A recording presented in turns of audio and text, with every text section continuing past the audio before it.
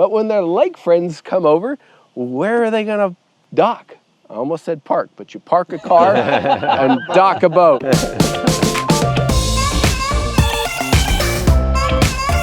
Welcome back to Dock Talks. Today we are talking about the must-haves for a functional and beautiful waterfront property.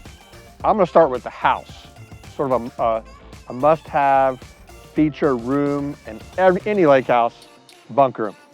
But lake houses are gathering places. If you're buying a vacation home and you want your kids to come visit you, your friends to come stay with you, need a place to pile a bunch of people in. One of our building partners, Keith Wing, has done some really phenomenal stuff with bunk rooms. Big built-in. Billy said they've got a listing with a queen over queen built-in bunks. They're huge. So just turning one space, if it's already there, into a big bunk room, or if you're building, just consider that. Yeah, Keith does not build a lake house unless it has a bunk room. And you know, everybody, once you have a lake house, that's when you start getting a lot more friends, and you gotta have places to put them. So definitely function. Heads in beds, right? Yeah, and they're really cool looking. I mean, some of these bunk rooms, just the woodwork, and I mean, how they lay them out and where they put them is just awesome. Mine, I would say, as far as functionality, more on the beauty side, would be it's so frustrating. A lot of times people want to come out on the boat with us, which we do take them for boat tours, and they want to look at lake houses from the boat. You'd be surprised how many $1 million, $2 million, $3 million lake houses have no guest slip, no way to safely tie up a boat. Yes, they have their own lifts to pick up their own boats, but when their lake friends come over, where are they gonna dock? I almost said park, but you park a car and dock a boat.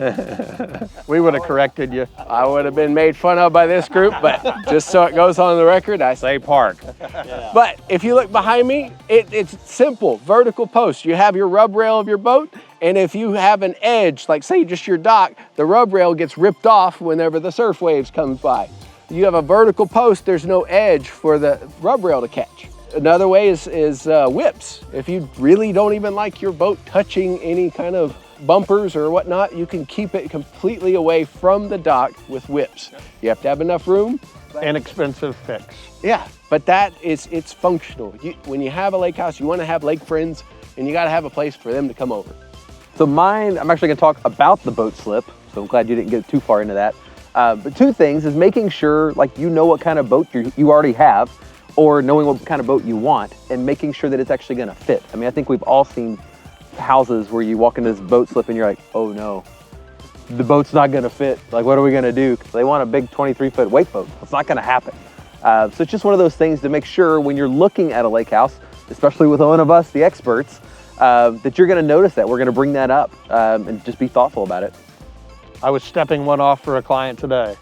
Looked at it and he said, do you think a pontoon could go in there? And I took 3 big steps and he said, I don't know if that's gonna fit, but we had some room outside or in between the poles where he could widen it out a little bit. That's why I keep a tape measure with me in my truck.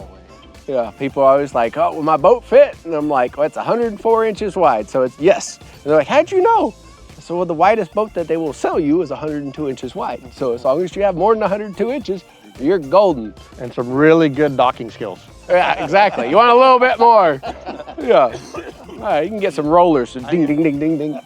We don't all drive boats like Hunter. Yeah. We need a little more room than that. Well, I got a 14-year-old son, hence why I got the big rollers.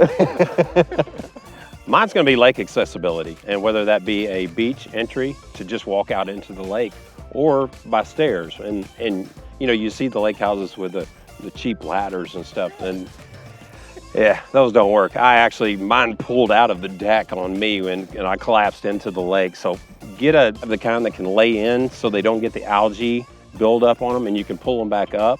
Or I have a permanent one which has concrete steps, and you can take it out and clean it occasionally if it gets algae on it, but just getting ability to get into the water and use it and enjoy it, that is a major. But like your beach, I mean, that's incredible. I mean, we this summer we hung out there, just the Lakefront group, and just relaxed in the sand, and it's just makes the lake a lot more enjoyable when you have access points. You've got a great point on that, because a lot of houses that just have the ladder entry, you get people hanging out by the water but not in the water.